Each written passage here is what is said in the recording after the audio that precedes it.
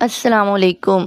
جی تو پیارے بچوں، جیسا کہ آپ نے پہلے حصے میں دیکھا کہ کس طرح حضرت یوسف علیہ السلام کے بھائیوں نے ان کو کنویں میں پھینکا اور اس کے بعد ان کا سودا کر کے ان کو بیچ دیا، اور کس طرح حضرت یوسف علیہ السلام تمام مشکلات برداشت کرتے ہوئے عزیز مصر کے دربار میں پہنچے، اور کیسے انہوں نے وہاں پہ اپنی پاک دامنی ثابت کی۔ جیل چلے گئے لیکن انہوں نے اپنی عزت پر حرف نہیں آنے دیا، اور اسی طرح آزاد ہو کر اپنی پاک دامنی کی گواہی ان عورتوں سے لے کر وہ واپس قید خانے سے رہا ہوئے، اور عزیز مصر نے ان کو تمام خزانے ان کے حوالے کر کے ان کو عزیز مصر بنا دیا۔ جی تو اب شروع کرتے ہیں اس کے آگے۔ حضرت یوسف علیہ السلام کے بھائیوں کا حال سنتے ہیں کہ ان کا کیا ہوا۔ کنعان جو ان کا وطن تھا سخت قحط کا شکار ہوا، کھانے پینے کی سخت قلت پیدا ہو گئی، گندم بالکل ناپید ہو گئی۔ انہیں اطلاع ملی کہ مصر میں گندم بہت بڑی مقدار میں موجود ہے اور وہاں سے مل سکتی ہے، چنانچہ وہ مصر روانہ ہو گئے تاکہ اپنے اہل و عیال کے لیے گندم خرید لائیں۔ اب چونکہ عزیز مصر خود حضرت یوسف تھے اور ہر اس شخص کو جو گندم خریدنا چاہتا تھا آپ علیہ السلام کے دربار میں حاضر ہونا پڑتا تھا، آپ کے بھائی اس چیز سے بالکل بے خبر تھے۔ چنانچہ جب وہ آپ کے دربار میں آئے تو آپ نے فوراً ان کو پہچان لیا، مگر انہیں بالکل پتہ نہ چلا کہ کس کے دربار میں آ گئے ہیں۔ فرط محبت سے، خصوصاً اپنے پیارے والد کی یاد میں، آپ کی آنکھوں سے آنسو بہنے لگے، مگر آپ نے ضبط کیا اور بھائیوں سے مخاطب ہوئے، آپ کیسے آئے؟ وہ بولے، ہم پیغمبر خدا یعقوب علیہ السلام کے بیٹے ہیں، ہمارے علاقے کنعان میں سخت قحط پڑا ہوا ہے، چنانچہ اپنے خاندان کے لیے گندم حاصل کرنے یہاں تک آئے ہیں۔ حضرت یوسف نے فرمایا، کیا حضرت یعقوب کے بیٹے صرف تم ہی ہو یا ان کا کوئی اور بیٹا بھی ہے؟ وہ بولے، ہماری دوسری والدہ سے 2 اور بیٹے بھی ہیں، ان میں سے ایک کو بھیڑیا کھا گیا تھا اور دوسرا ہمارے والد کے پاس ہے۔ حضرت یوسف علیہ السلام نے فرمایا، خوب، اس مرتبہ تو ہم آپ کو گندم دے دیتے ہیں، مگر آئندہ جب آپ آئیں تو اپنے اس بھائی کو بھی ساتھ لائیں تاکہ آپ کے قول کی تصدیق کی جا سکے۔ ہاں، یاد رکھیں، اگر اسے نہیں لائیں گے تو گندم نہیں ملے گی۔ حضرت یوسف نے حکم صادر فرمایا کہ فی الحال انہیں گندم کی 1 بوری فی کس دے دی جائے، اور چپکے سے اپنے ملازموں کو ہدایت کر دی کہ ان کی رقم جو وہ گندم خریدنے کے لیے ساتھ میں لائے ہیں وہ بھی گندم کی بوری میں رکھ دیں۔ آپ علیہ السلام نے ایسا اس لیے کیا تاکہ وہ خوش ہوں اور دوبارہ بھی آئیں۔ حضرت یوسف کے بھائی گھر پہنچے، اپنے والد کو سارا واقعہ کہہ سنایا اور کہا کہ آئندہ گندم کے حصول کے لیے بنیامین کو ساتھ لے جانا بہت ضروری ہے، کیونکہ عزیز مصر نے یہ شرط لگائی ہے کہ اگر ہم اس کو اپنے ساتھ نہیں لائے تو گندم نہیں ملے گی۔ اسی اثناء میں انہوں نے گندم کی بوریاں کھولی تو کیا دیکھا کہ ان کی رقم بھی اس میں موجود ہے۔ وہ خوشی سے پھولے نہ سمائے اور جذباتی انداز میں حضرت یعقوب سے کہنے لگے، دیکھیے ابا جان، عزیز مصر کتنا بھلا آدمی ہے، اس نے ہماری پونجی بھی واپس کر دی۔ بنیامین کو ہمارے ساتھ بھیجیں تاکہ ہم زیادہ سے زیادہ گندم لائیں۔ اس مرتبہ جو گندم لائے ہیں وہ ہمارے لیے قطعی ناکافی ہے۔ ابا جان، ہم وعدہ کرتے ہیں کہ اس کی پوری حفاظت کریں گے۔ حضرت یعقوب نے فرمایا، میں نے یوسف کو جو تمہارے سپرد کیا اس کی تم حفاظت نہ کر سکے، اب اس وقت میں بنیامین کو تمہارے ساتھ نہیں بھیجوں گا جب تک کہ تم اللہ کو گواہ بنا کر حفاظت کا وعدہ پختہ نہیں کرو گے۔ انہوں نے عرض کیا، ہم اللہ تعالیٰ کو گواہ بنا کر وعدہ کرتے ہیں کہ ہم بنیامین کی بے حد حفاظت کریں گے، جب تک کہ کوئی ناگہانی واقعہ نہ پیش آ جائے اس کا ذمہ ہم پر نہیں ہوگا۔ حضرت یعقوب نے اجازت دے دی اور ان سب کو اللہ تعالیٰ کے حوالے کر کے رخصت کر دیا۔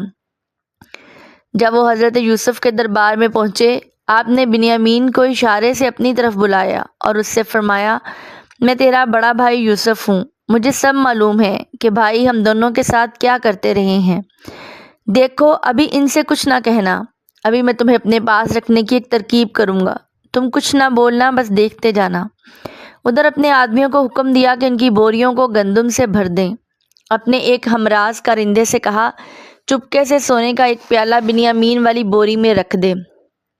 جب گندم ڈال دی گئی، بوریاں بند کر دی گئیں، انہوں نے سارا سامان اٹھا کر اونٹوں پر لاد لیا اور اجازت لے کر چل پڑے۔ ابھی تھوڑی ہی دور گئے تھے کہ پیچھے سے آواز آئی، اے قافلے والو، تم تو چور ہو۔ بھائی گھبرا گئے اور نہایت پریشانی کے عالم میں پلٹ کر پوچھنے لگے، تمہارا کیا کھو گیا ہے؟ پکارنے والے نے کہا، شاہ مصر کا سونے کا پیالہ غائب ہے۔ بھائی بگڑ کر بولے، تو اس سے ہمارا کیا تعلق؟ ہم یہاں چوری کرنے تھوڑے ہی آئے ہیں۔ پکارنے والے نے کہا، اچھا ہم تمہاری تلاشی لیں گے، مگر یہ بتا دیں کہ اگر تم میں سے کسی کے سامان سے وہ پیالہ نکل آیا تو ہم اسے اپنے پاس یہیں روک لیں گے۔ پکارنے والے نے کہا، ٹھیک ہے۔ سب کو واپس لے گئے اور حضرت یوسف کے دربار میں ان کی تلاشی لی جانے لگی۔ بنیامین کے سامان سے پہلے انہوں نے بھائیوں کے سامان کی تلاشی لی۔ آخرکار سونے کا پیالہ بنیامین کے سامان سے نکل آیا۔ یہ دیکھ کر بھائی سخت پریشان اور خفا ہوئے اور بے اختیار بڑبڑائے، اوہ تو اس نے چوری کی ہے، اس کے دوسرے بھائی نے بھی تو کی تھی۔ حضرت یوسف نے فرمایا، تم بہت بدعمال لوگ ہو، یہ جو باتیں تم بتا رہے ہو اللہ تعالیٰ اس کی حقیقت سے خوب آگاہ ہے۔ اب وہ منت سماجت کرنے لگے، اے عزیز مصر، اسے چھوڑ دیجئے اور اس کی جگہ ہم میں سے کسی کو رکھ لیجئے۔ بات دراصل یہ ہے کہ ہمارے والد بہت بوڑھے ہیں اور وہ اس سے بہت مانوس ہیں۔ اب ہم اس کے بغیر جب واپس جائیں گے تو ان کو سخت صدمہ پہنچے گا اور وہ بہت رنجیدہ ہو جائیں گے۔ حضرت یوسف نے فرمایا، ہمیں تو اس آدمی سے غرض ہے جس کے سامان میں سے پیالہ نکلا ہے۔ جب بھائیوں کو یقین ہو گیا کہ شاہ مصر بنیامین کو چھوڑنے کا نہیں، تو وہ رنجیدہ خاطر وہاں سے چل دیے اور ایک جگہ بیٹھ کر صلاح مشورے کرنے لگے کہ اب کیا کیا جائے۔ بڑا بھائی بولا، نہیں بھائی، میں تو بنیامین کے بغیر ہرگز گھر نہ جاؤں گا، میں والد کو کیا منہ دکھاؤں گا؟ یوسف کی فرقت ہی ان کے لیے ناقابل برداشت تھی، اب بنیامین کی جدائی بھی برداشت کرنا پڑے گی۔ تم جاؤ اور انہیں کہہ دو، ہمیں کیا معلوم تھا کہ آپ کا بیٹا چوری کرے گا، اس میں ہمارا کیا قصور ہے؟ بہرحال جیسے تیسے وہ گھر پہنچے، حضرت یعقوب علیہ السلام کو سارا واقعہ کہہ سنایا۔ حضرت یعقوب بہت غمگین اور رنجیدہ ہوئے، یوسف کی جدائی کا زخم پھر سے ہرا ہو گیا اور وہ آہ و بکا کرنے لگے۔ شب و روز وہ دونوں بیٹوں کی یاد میں تڑپتے اور روتے، اس طرح روتے روتے ان کی بینائی جاتی رہی۔ تمام گھر والوں نے انہیں تسلی دی کہ اس طرح وہ غم سے نڈھال ہو جائیں گے اور صحت خراب ہو جائے گی، مگر وہ فرماتے، میں کیا کروں، کیسے صبر کروں، میں اپنے اللہ تعالیٰ کی بارگاہ میں فریاد کرتا ہوں۔ آخر ایک دن حضرت یعقوب نے بیٹوں کو بلایا اور فرمایا، جاؤ پھر مصر جاؤ، شاید بنیامین اور یوسف کا کوئی پتہ چلے۔ انہیں گندم کی بھی ضرورت تھی، چنانچہ وہ پھر مصر روانہ ہوئے۔ دربار میں پہنچ کر انہوں نے بڑی عاجزی سے فریاد کی، اے عزیز مصر، ہمارے حالات بہت بگڑ گئے ہیں، ہمیں اور ہمارے گھر والوں کو غربت اور بیچارگی نے گھیر رکھا ہے، ہم بہت ہی معمولی رقم لے کر آئے ہیں، ہمیں گزارے کے لیے گندم دے دیں، آپ کی بڑی مہربانی ہوگی، ہم نے آپ کو بڑا نیک اور مہربان پایا ہے۔ حضرت یوسف کا دل بھر آیا، انہوں نے فرمایا، ہمیں معلوم ہے تم نے یوسف اور اس کے بھائی کے ساتھ کیا سلوک کیا، میں یوسف ہوں اور یہ میرا بھائی بنیامین ہے، اللہ تعالیٰ نے ہم پر بڑا کرم کیا ہے اور اللہ اسی طرح نیکی کرنے والوں کو بہترین جزا دیتا ہے۔ بھائی سخت شرمندہ ہوئے اور کہنے لگے، بے شک ہم غلط تھے اور آپ صحیح، اسی لیے آپ کو اللہ تعالیٰ نے عزت بخشی ہے۔ حضرت یوسف نے فرمایا، آج سب گلے شکوے دور ہو گئے اور تمہارے ذمہ کچھ نہیں، یہ لو میری قمیض، والد کے لیے لے جاؤ تاکہ ان کی آنکھیں روشن ہو جائیں۔ اب تم سب کے سب ساز و سامان اور اہل و عیال سمیت میرے پاس مصر میں آ جاؤ اور یہیں رہو، کنعان کو خیر آباد کہہ دو۔ بھائی خوشی خوشی مصر سے کنعان کی طرف روانہ ہوئے۔ ابھی قافلہ کنعان سے کچھ دور ہی تھا کہ حضرت یعقوب نے اپنے گھر والوں سے فرمایا، اگر تم میری بات کا تمسخر نہ اڑاؤ تو ایک بات کہوں؟ انہوں نے کہا، فرمائیے۔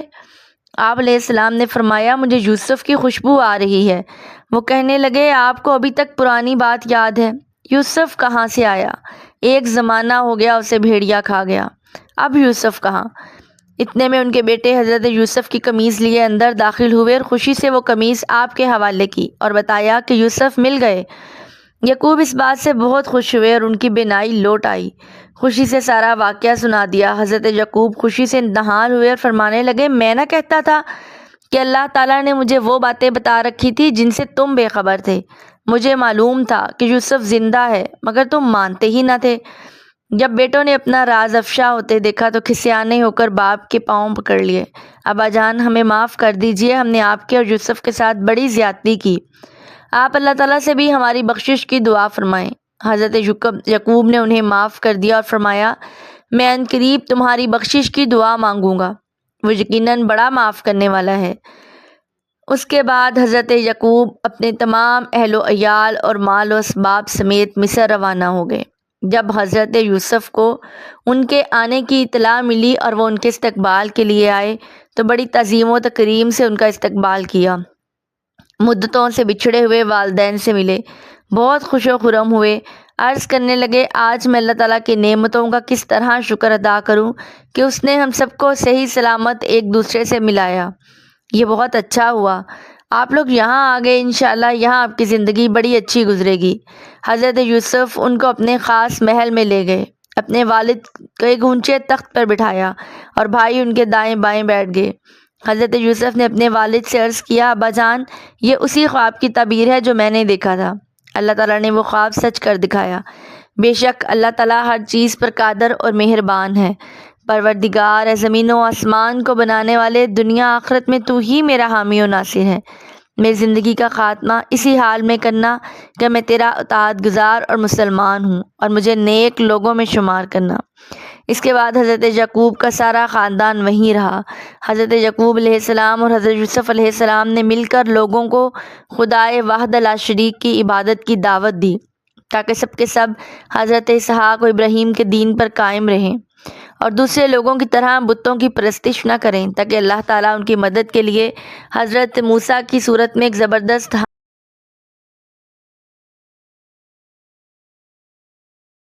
اور اس کے ساتھ ہی آج کا قصہ ختم ہوتا ہے۔